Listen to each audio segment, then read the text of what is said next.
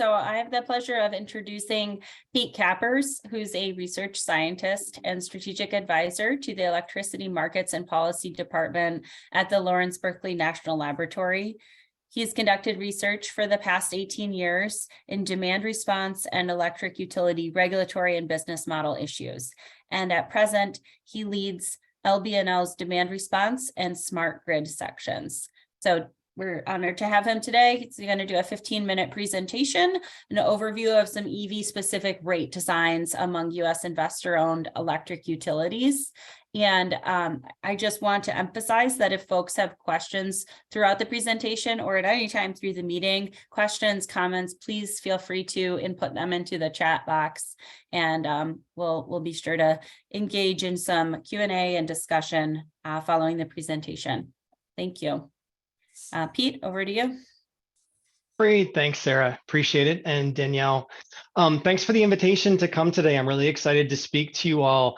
The research that I'm going to be talking about, some of you may actually be aware, Commissioner Krause just mentioned that he received an email from me today announcing the release of this report. So this is actually really timely. It's going to be the first time people have seen the results from that analysis. And so I'm really excited, like I said, to be here. If you're interested in getting access to it, you can go out to our website, emp.lbl.gov. I also have a link at the end of the presentation to directly access it.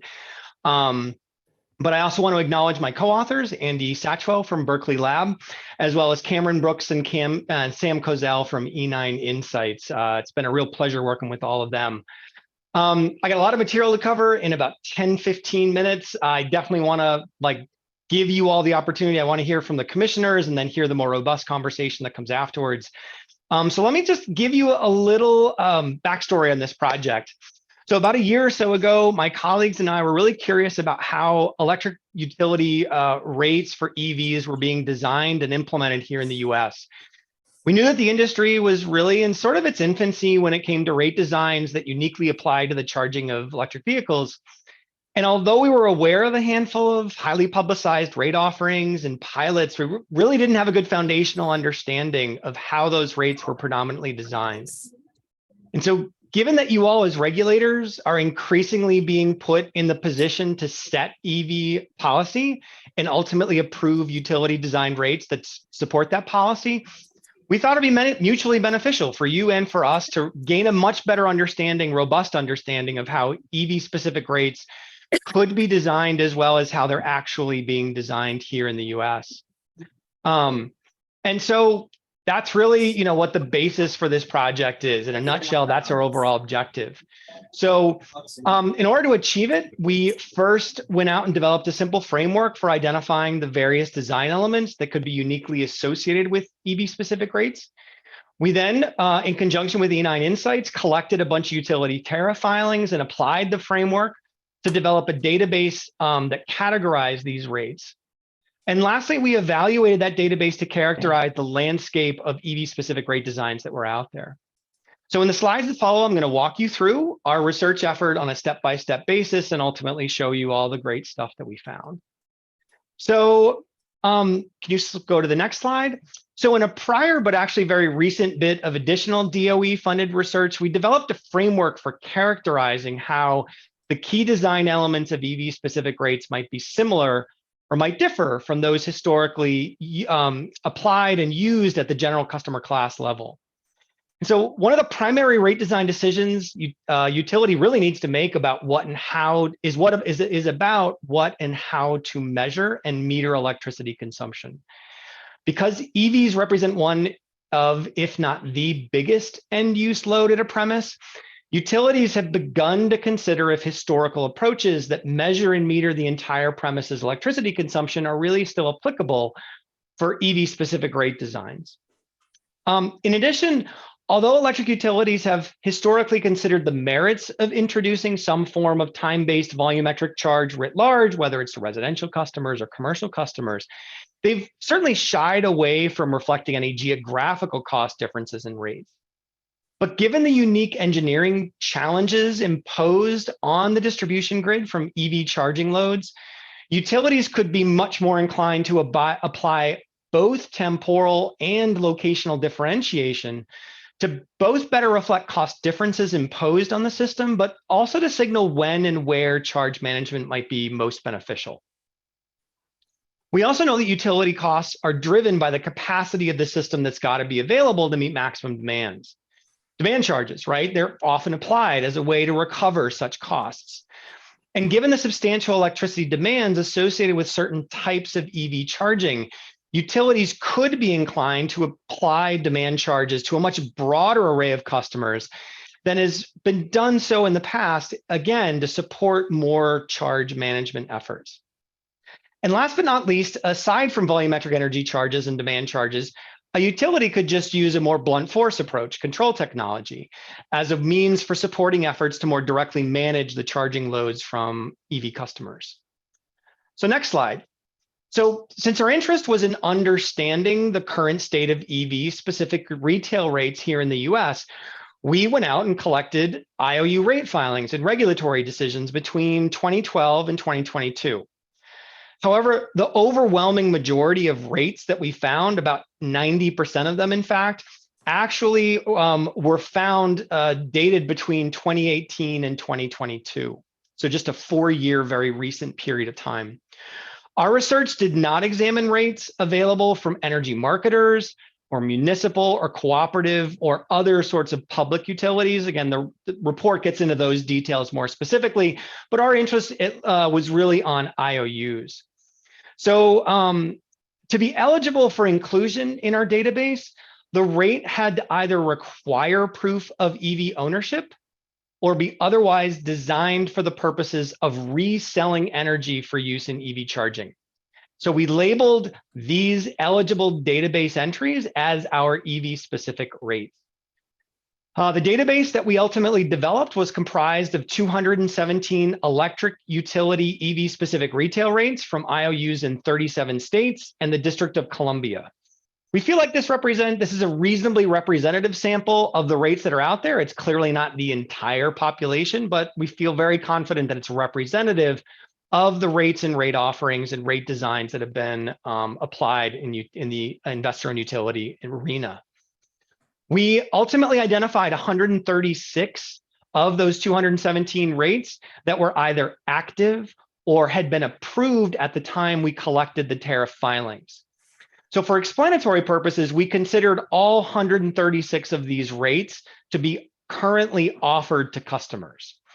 Now, in the interest of time, I'm actually just going to focus on this category of EV-specific rates in my comments today, but you can go out, check out the report and the data file, and you can see all of the information about the proposed and piloted rates as well.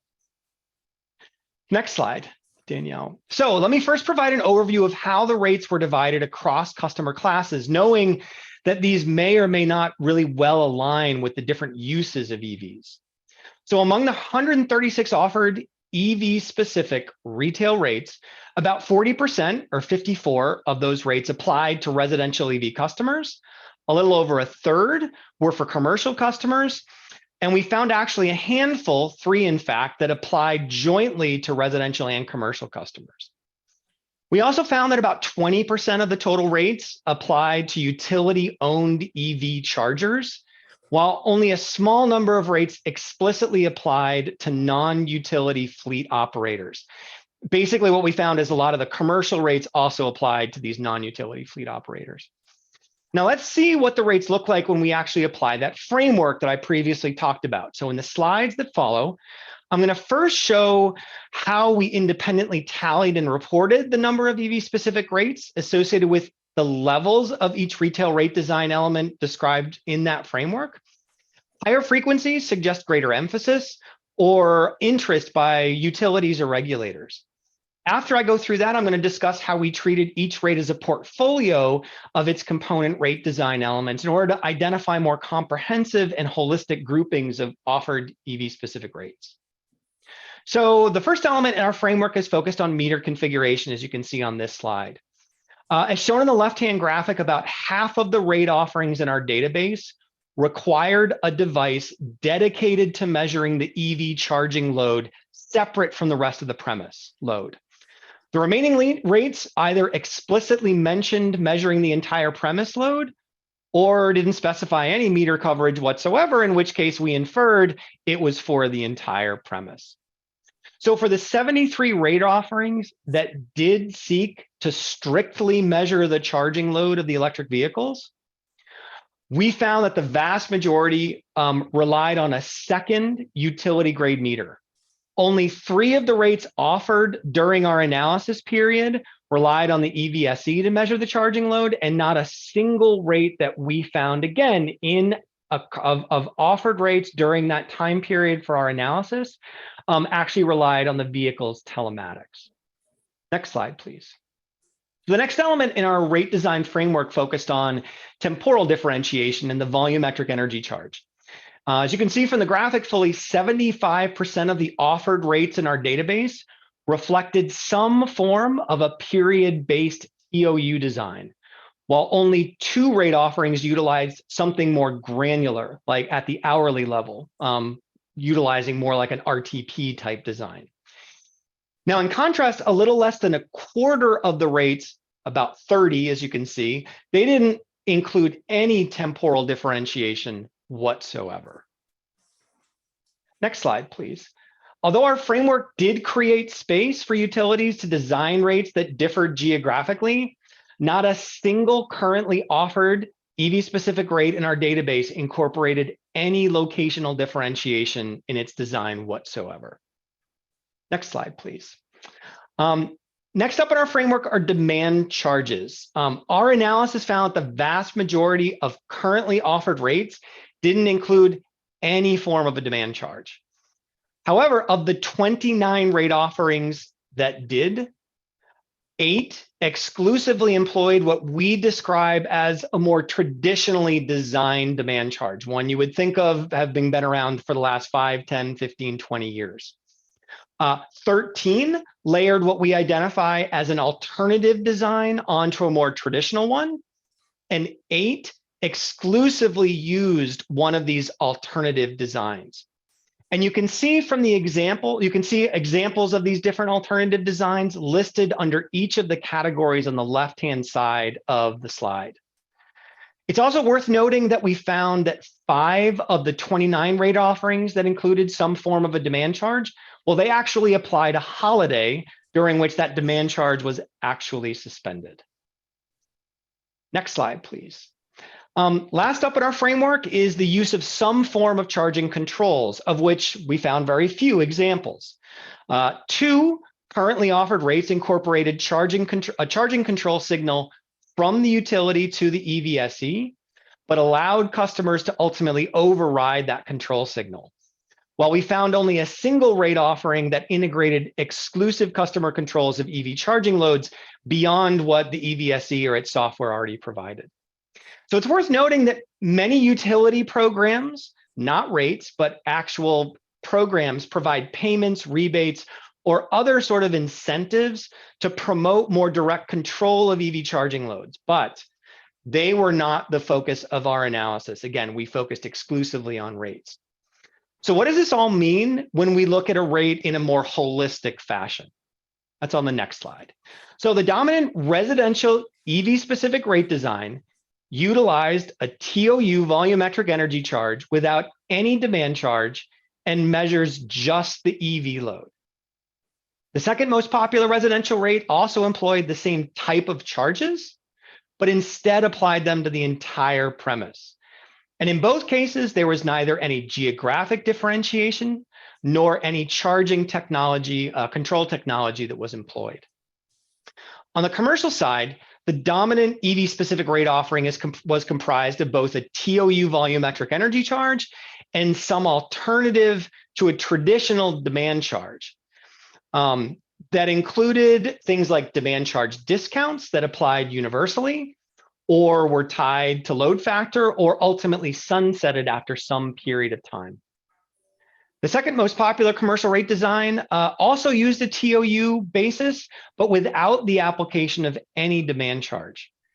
And again, in both cases, the rates required, in this case, both rates required a dedicated second meter, but they didn't include any geographic differentiation, nor did they include any charging control technology.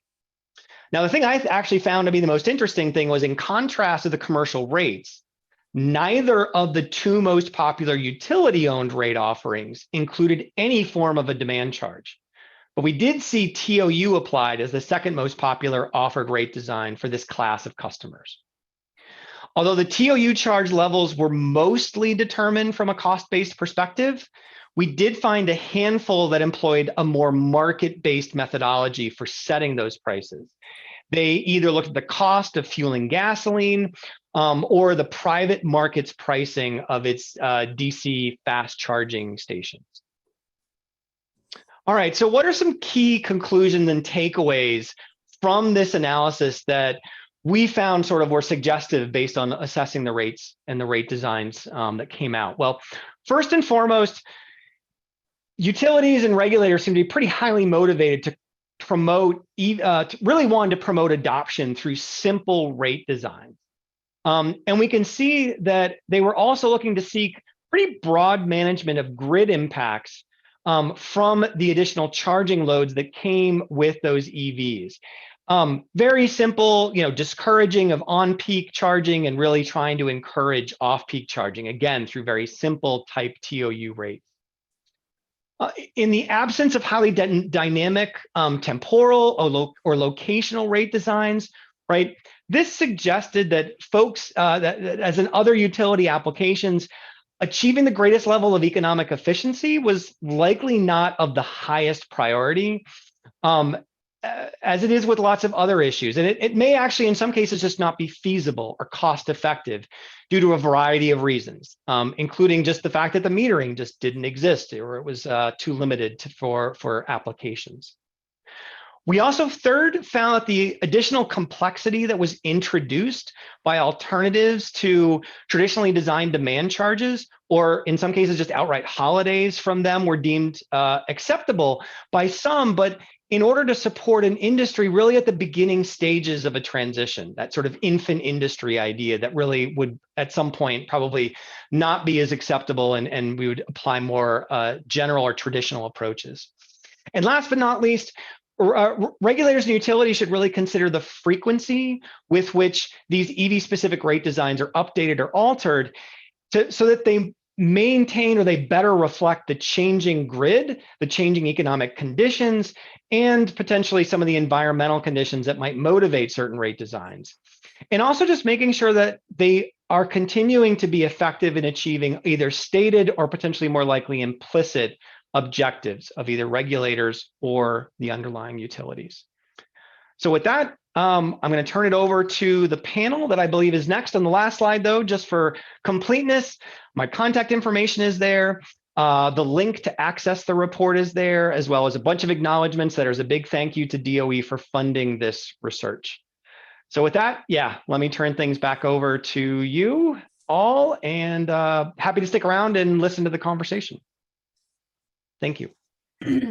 Thank you so much, Pete. Really appreciate it, and great presentation. So the next portion of this, we are going to turn it over to the state peer sharing section, but do want to allow if there are any clarifying questions, this would be a good time. Yes. Hi, Peter. This is Joey from Maryland PSC. Thank you. That was a great, quick presentation, chock full of information. I'll ask a basic 101 question here. When you're talking about geographic differentiation, can you give us a hypothetical example of that? Sure. One of the things we had thought about, obviously there could be some cost differences, right? Sort of thinking it from a hosting capacity sense of like, if you incrementally add more and more EVs onto a circuit, right, you're going to need to upgrade it. And so the costs, you could reflect those incremental costs, that it's just more expensive to add the next charging vehicle, the next vehicle to be charged on that location. You could also think about geographic differentiation also from the standpoint of signaling that we don't want more, we want to promote electric vehicle charging in one area. So as an example, maybe there's a bus depot that is yet to transition to electricity. And so there's a lot of ambient pollution in that area. And so maybe to limit having more of that pollution, right? You want to promote electric vehicle adoption. So you might set a lower rate. So sort of thinking of those two ways in which you could use rates to signal to folks, benefits of adopting and charging EVs at different points in time. Thank you. Drew, go ahead. Yeah, I kind of had I guess a comment too. I may have misheard, or you may have classified it kind of differently, but in Maryland, we do allow vehicle telematics to measure the EV usage. And it's really been a big hit, because we used to require customers to have a smart level 2 charger in the beginning of our pilot with our utilities. But since they began allowing vehicle telematics, we've really seen a huge uptick in customers signing up for EV only time of use rates and other programs like that. So I just wanted to point that out. I thought you said 0. I mean, maybe kind of how you're defining them. It may have been in a different category, but we do allow telematics, and like I said, it's really been very popular. Yeah, thanks for pointing that out, Drew. For sure, I think there's 2 things that we found. I mean, because we've heard that exact comment, right? In California, there's similar kinds of efforts at play to really expand the way in which you can meter these things. I think there were probably 2 things. One, how, like you said, how we classified rates, whether it was a pilot or it was a fully offered rate, was certainly one aspect of that. I think the second aspect from an analytical standpoint would be just the time horizon for the analysis. Like I said, we did look through 2022. So depending on if it was a currently offered rate in 2022, then it would have been covered during the part of the presentation I talked about today. But if it was piloted, it would have just been covered in that category of rates. But yeah, thanks for pouring that out, Drew. Christina. Yeah, thanks for the presentation and sending this report along. I was just curious, in Ohio, and kind of talking about this a little bit later today, but we're a restructured state, and so we've kind of looked at different approaches, and we have some time of use rates for generation service for standard service offer customers, but most of our EV specific rates so far at least have been for distribution service. So just curious, with your report, did you look into kind of different approaches for distribution versus generation, or kind of what your thoughts are there?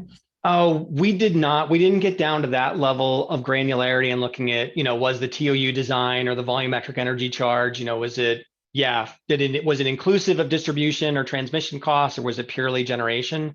The database is there. It's publicly available, so it does identify at least all the 217 something rates that we did collect.